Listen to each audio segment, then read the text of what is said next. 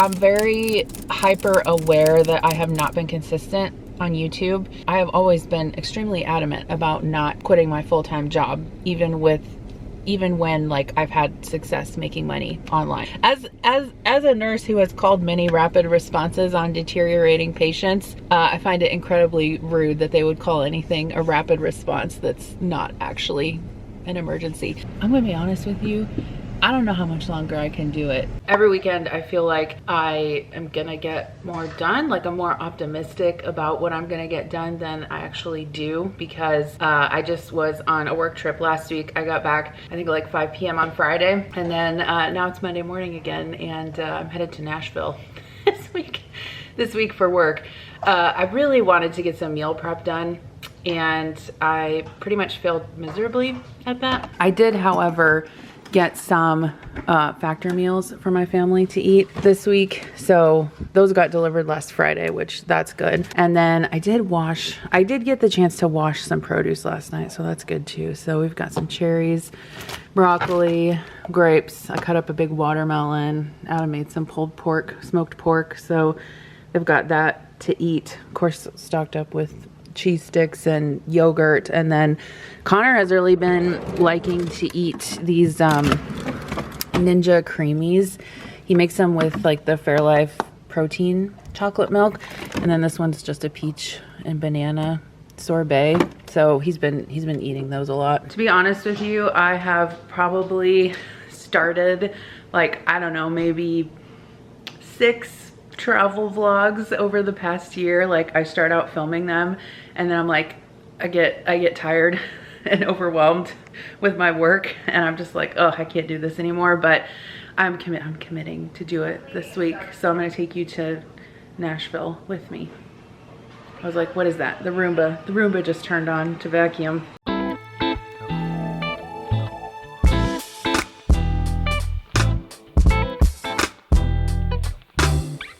Hello, how can I help you?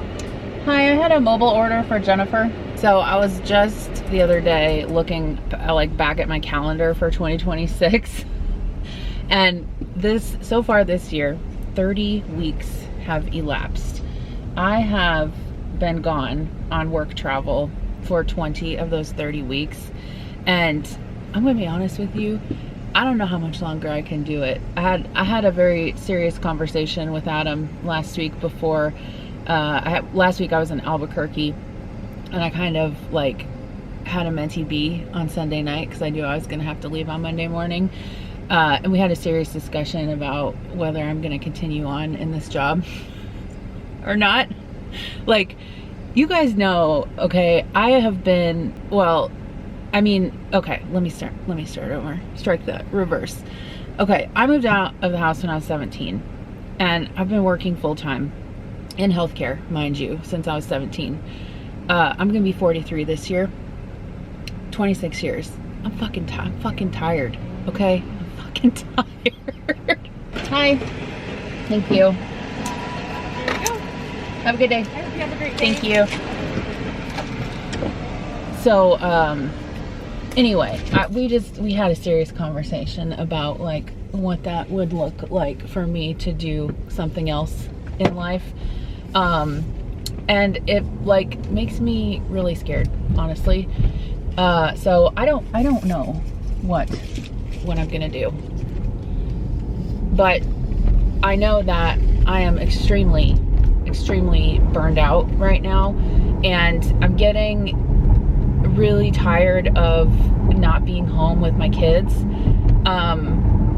You know, I think like some travel is fine, okay, good, and just the pace of it right now, I don't see it like letting up anytime soon is like the other thing also. And don't get me wrong, I love what I do actually. I know that's probably, it doesn't sound like that because I'm complaining right now. I love what I get to do. I love my job. I get along well. I love the people I work with. Like the job itself, I like. It's just, some of you have told me before in the comments that you've like worked in healthcare and traveled a lot for work.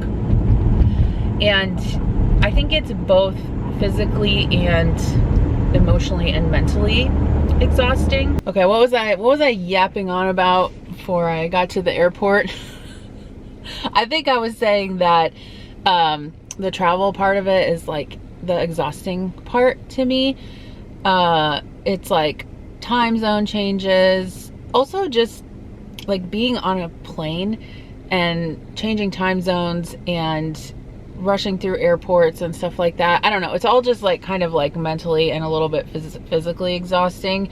Also, like when I travel multiple weeks in a row, unless I work on the weekends, which I really try not to do, and which I typically don't do unless it's like some kind of an emergency, which, by the way,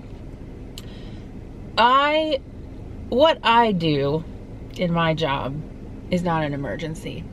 But this like corporate mentality of like everything is an emergency. Like if everything's an emergency, then nothing is an emergency. Do you know what I mean? Like some of you that work in corporate probably can relate to this.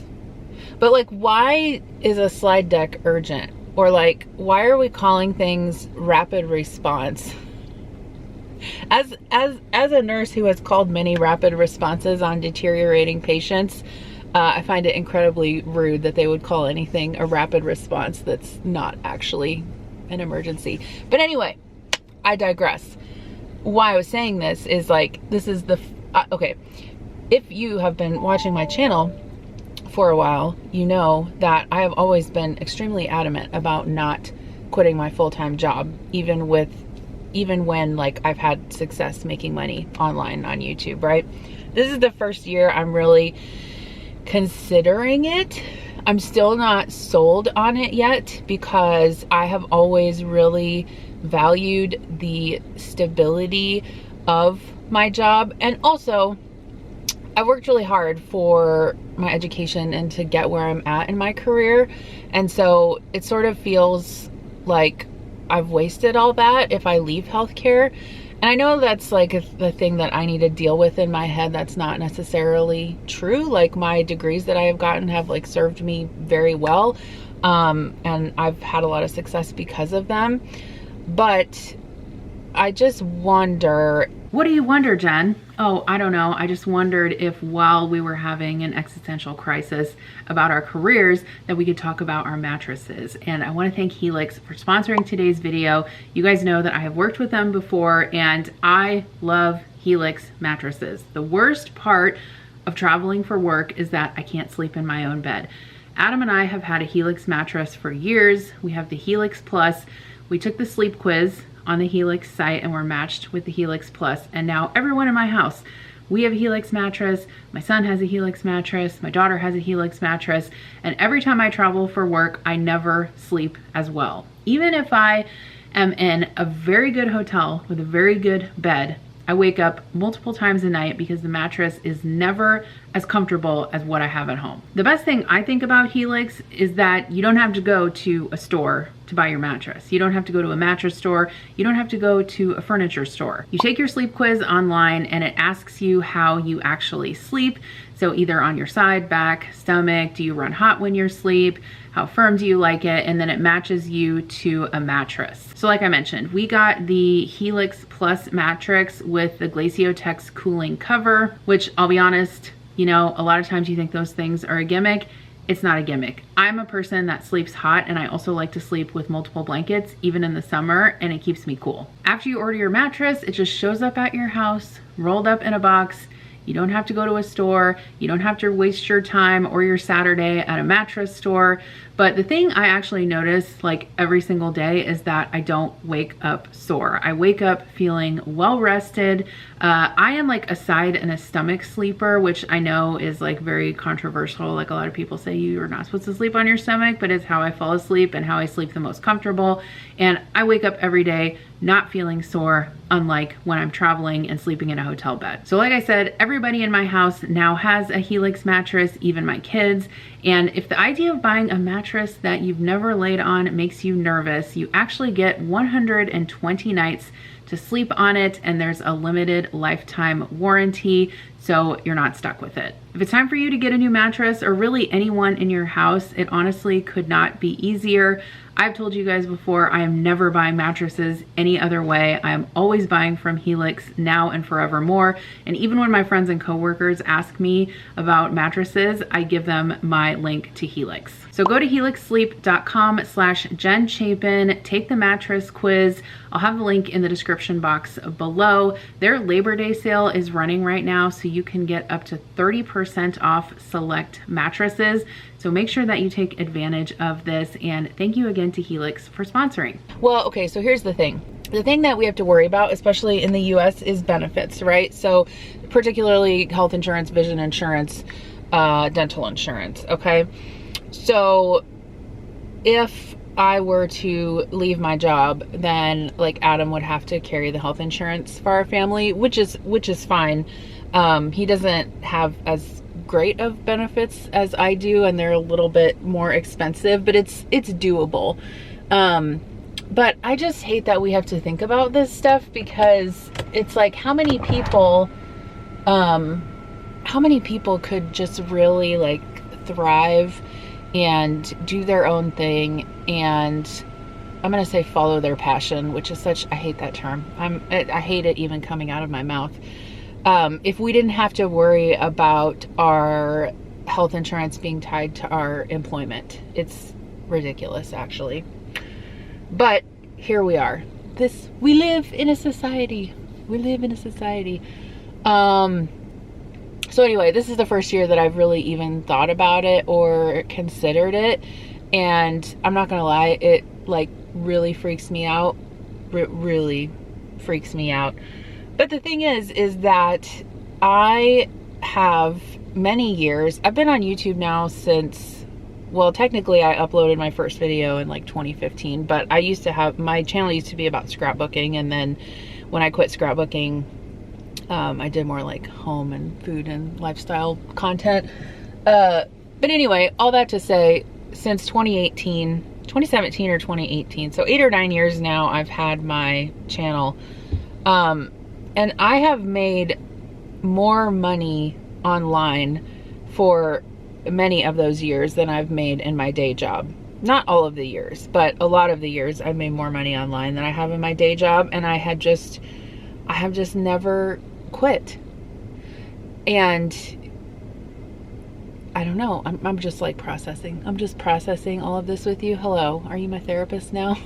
I probably need, if I do end up quitting and doing like the entrepreneurial thing, I am gonna need a fucking therapist, because I know I'm gonna have a lot of issues around that. You know why? I think it's because I have always tied so much of my identity to my career, and it's like, if I don't have that, am I even worth anything? That sounds so stupid when it comes out of my mouth, but do you know what I mean? Do you know what I mean? It's like, and especially I feel like, you know, this like hyper capitalistic society that we live in now, that's how people judge you, is like, that's the first question they ask. What do you do? So I was talking to Adam because he had jury duty a couple of months ago, and he said they went around and asked all the potential jurors what do you do? What's your career? You know, whatever. And so he's like, yeah, I'm a mechanical engineer. And I said, you know, that would be interesting. What would I say if because I'm just always like, oh, I'm a nurse. Like yeah, I work in healthcare. I'm a nurse. And then it's like, what would I say if I didn't have that? I'd walk in there and be like, I'm a YouTuber. I don't like that. I don't like saying that. 'Cause like that is, I don't know. It just seems like I'm like some 19-year-old in LA. Oh, I'm a YouTuber. Ugh. Okay, allegedly, yes, I'm sitting in the parking lot at the airport. I fly out of the tiniest airport in Moline, Illinois, and allegedly my plane boards in 35 minutes. I don't know if it will. I always like track the incoming flight, because a lot of times the incoming flight will be late, and it's like, oh, well, the incoming flight let's see. So I'm supposed to board at 10:39, and then it says that the incoming plane arrives at 10:27. So I know if the incoming plane is arriving at 10:27 that I'm not going to be able to board at 10:39. Anyway, the fact that I fly out of such a small airport means that I can like literally get here 30 minutes before boarding, and it takes me, I have TSA pre-check, and there's typically one or no people in line at TSA pre-check, and it will literally it takes me longer to walk from the parking lot into the airport than it does for me to go through security. And I never check a bag if I don't have to, so I just have my carry-on and my backpack. Sometimes I do have to check a bag if we're doing a type of like training that involves equipment, which I'm not doing that this week, hallelujah. So it's just me breezing through TSA pre-check. Oh, I also wanted to say I'm very hyper aware that I have not been consistent on YouTube this year, and it's really bothering me. It's really bothering me. It's been very hard for me to stay consistent with it because of my insane travel schedule with work. And then also, well, I don't know. You guys, I don't know what you know, so I'm just gonna start from the beginning. Well, I'll yap for like 5 more minutes and then we'll go inside. Last year in the fall, our dog Murphy, he was 10 years old. He unexpectedly passed away. He had surgery. He had a very routine surgery to remove a huge, I don't know what they call it in dogs.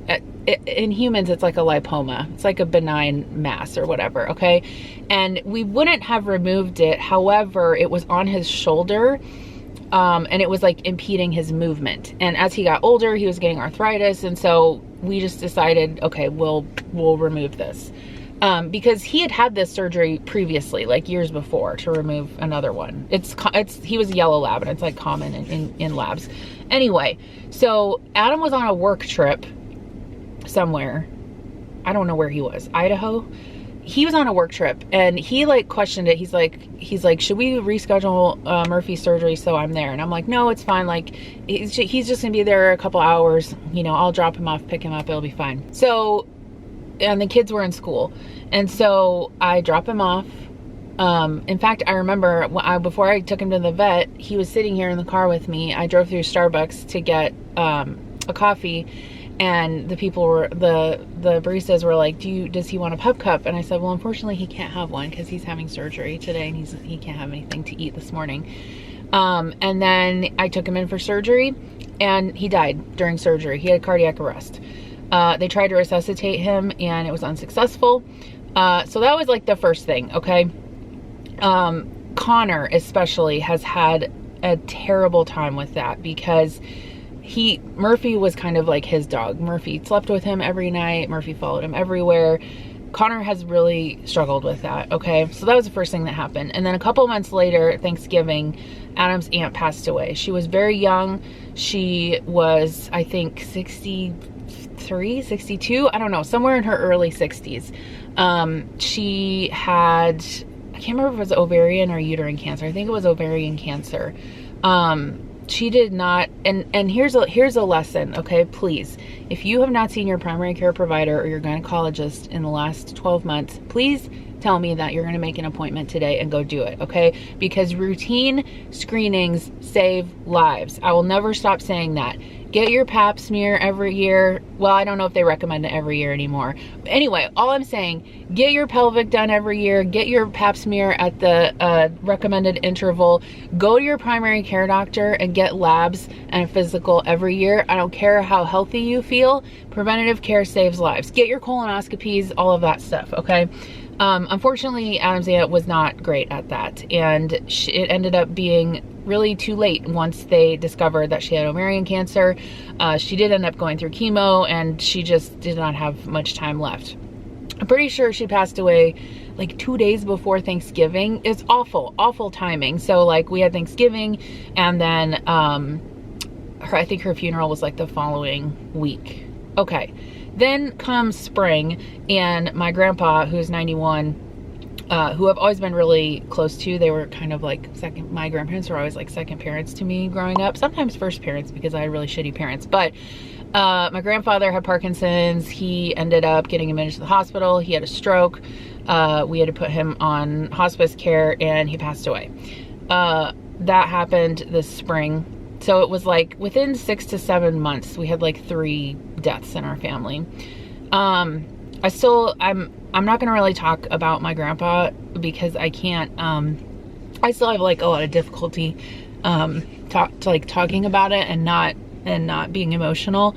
But one of the things we did this weekend, I can put some pictures on the screen, is that, he was a big golfer, and he even golfed like up until he was like 90 years old. He was like a really active guy. Anyway, last night, some of his golf buddies had a bench put in at one of the tee boxes at the golf course in our town.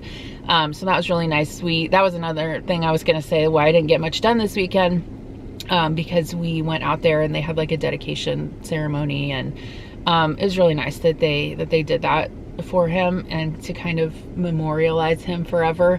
And it's a golf course that Adam plays golf at every week, so he'll get to see it all the time, which I think is really cool. All of that to say, I'm really yapping. All of that to say is that, you know, like with my work schedule and everything that's been going on in our life, I forgot one last thing. After my grandfather died, I think he passed away, it was in March. He passed away in March. June, Milo has had to have 2 knee surgeries. I believe in a dog, it's called a TPLO. Essentially, it's when it's comparable to like an ACL tear in a human, but it's whatever the dog equivalent is of that. This surgery is no joke, you guys. The dog cannot do stairs for, I think, up to like 4 weeks after each surgery. And even then we have to help him up the stairs with a harness for like the next, and basically they're not recovered fully until 8 weeks. So we had taken we had taken Milo to the vet and they did all the x-rays and everything. And they're like, okay, he needs this surgery. So it was like almost $12,000 for two knee surgeries for this dog. And so when the kids were like, where are we going on vacation this summer? I said that we are not. we are not, because we spent all our vacation money on the dog and then some. And then plus we can't really keep him in a kennel right now because he can't have that level of activity. So he had the 2 surgeries because he had to have both his back legs done, both his back knees done. So he had the first surgery in June and the second surgery in July. And so now he's like finally starting to feel better. But like he couldn't go up steps, so I had to sleep on the couch with him. His like medication regimen, I was like medicating him with like antibiotics, trazodone, pain pills, allergy meds, like around the clock. I told Adam, I said, I would almost rather take care of like a toddler after surgery than I would this dog, because you can't reason with the dog, right? And then it got to the point where he wasn't like taking his he wouldn't take his meds, like even in pill pockets or peanut butter. And so we're trying to like wrap the meds in different things. It was just a fucking pain in the ass. But anyway, he feels so much better now, and I'm glad we did it. Okay, I really need to go into the airport. So everybody knows if you fly out of a small airport, you're going to go to like one of 5 places. If you fly out of Moline, you're either going to go to Denver, Chicago, Atlanta, Charlotte, which is my least favorite, or DFW, which today I had a pretty long layover at DFW, which I'm actually not sad about because it's one of my favorite places to have a layover, especially a long layover, because the airport is so large and there's tons of places to choose from where you can eat. They also have a bunch of American Airlines lounges, which I do have access to. So I went ahead and found a spot to eat and work. And then I got some work done because I think I had like a 2.5 hour, like almost 3 hour layover. I recorded this clip on my phone. Like, look how chic I am working in the airport. And all I can see when I look at this photo is that I've lost 60 pounds and I still have this double chin from this angle. Why? Why? I guess my skin is not as elastic as it was when I was 20 as it is when I'm 43. But anyway, I got I got upgraded to first class from DFW to Nashville, so that was nice. I tried to get a shot out the window, but as you can see, the sunlight was not cooperating with me. And then when I got to Nashville, I had to pick up my rental car, and look what they gave me. Yes, they gave me this giant, what is this? A Denali? I don't know. It's fine. It was really nice. It's just huge to drive. It was literally like driving Adam's truck. Did I vlog when I was in Nashville? Not really. I ordered sushi and edamame and soba noodles to my room. I went out for dinner one night with my coworkers, and then I got home, and the very next day, me and Kira and her friend drove to Chicago because I had to take them to Lollapalooza for Kira's birthday. Have a crisp glass of rosé with me, will you? Not even in a wine glass, in like a glass tumbler. Salud. So it's funny because like when you travel for work and you tell people that, people are like, oh, it must be so fun. You get to see lots of new places. I bet you go sightseeing all the time. And like, it is fun. And like, I am grateful. I've gotten to see so many cool places and travel so many places that I would have never probably gotten able to travel to before, like Alaska and Puerto Rico and like all over, like really cool places, right? But I think the interesting part about it is that it's like you think one thing's gonna happen when you go, right? Like you're like, oh, I'm gonna like take this night and go sightseeing, or I'm gonna take this night and do this, or even like a very low bar thing, like do a vlog. It's like, no, you're not gonna do that. You know, because typically I'm at work. Like say I'm like on site at a place from like Tuesday, Wednesday, Thursday, because typically Monday and Friday are my travel days. You know, typically I'm working at a hospital from 7:30 in the morning until usually 4:30, sometimes 5 p.m. Depending on what city you're in, you may have a lot of traffic to get back to your hotel room.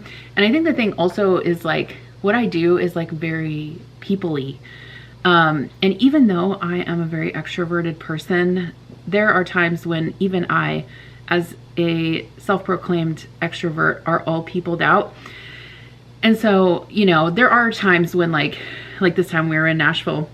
That picture I showed you, I don't even remember from what restaurant that was, but that was like an old fashioned that someone at our table ordered. And like I always do like going out for dinner with my colleagues and things like that.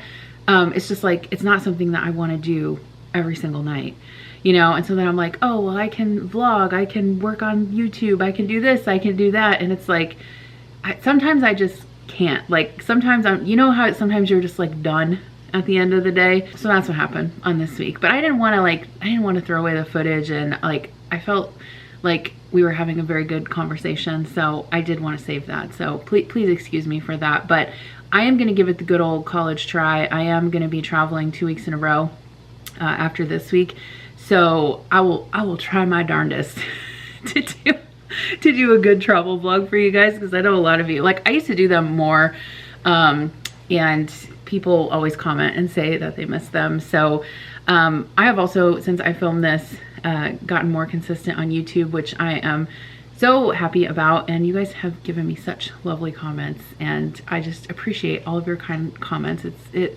means so much to me to see that you guys, are finding value in the videos that I share. That's really my main goal, is that like more than anything, I just want to give you like inspiration to cook for your family, and to give you like resources and menus and recipes and stuff like that you can use to feed your family for not a lot of money, because that's what I try to do every week when I'm home. Regarding the conversation that we had about me not staying in my job, it is still a conversation, and it's something that I'm not completely sold on doing.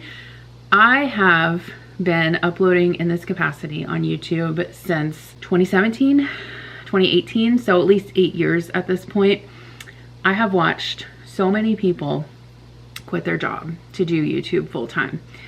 Some have worked out and some maybe haven't. But the thing that I see most often, and that I am probably most worried about, is like I feel like I have built my platform on sharing cooking tips and stuff like that, being a working mom. And if I quit my job, will I still be a working mom? Well, obviously I will, because I'll be doing like the entrepreneurial thing online, which I fully like and 100% believe in myself that I can do. But I do think that, and I've seen this before, where some creators quit their full-time employment and there is a percentage of their audience that kind of turns on them, right? And I think that some people do it very quickly. I have even noticed like people in my kind of same niche on YouTube that were nurses quit their job, but also they like very rapidly quit their job after they had YouTube success, right? Like they might have had like 1 year of like 6-figure income online and they were like, oh, I'm quitting. You know, I did not do that, you know, and I'm glad for that, right? I just am tired. and I've been in my career for a really long time. Yeah, so I don't know. What do you say? What do you guys think? And don't give me the answer you think I want to hear. Give me the answer. Well, don't be rude about it, okay? But give me the answer of what you think, right? Like, is it when a creator that you watch and like quits their full-time job to do content creation and whatever full-time? I even hate calling it content creation. I hate calling it being a YouTuber, because there's so many other things that I would plan on and would like to do if I had more time, most of which would be like writing another cookbook, being way more prolific on YouTube than I am now, like more writing on my Substack, making more physical products in my shop just besides my meal planner and stickers, you know, things like that. Like there's still so many other things that I would like to do, like obviously with the main goal of like serving people and serving my audience. I actually did an interview with one of my good friends who's here on YouTube, Mandy Tang. She is a career coach. I'll actually link the video on the end screen of this video so you can watch it next. But this is the first time I've really had in-depth this conversation with somebody who's like a legit career coach about like doing something different other than healthcare and nursing. And I listened back to it after we recorded it and she posted it. And I think there are some like issues that I need to work through, like mainly identity issues and like issues of self-worth, if that's something that I want to do.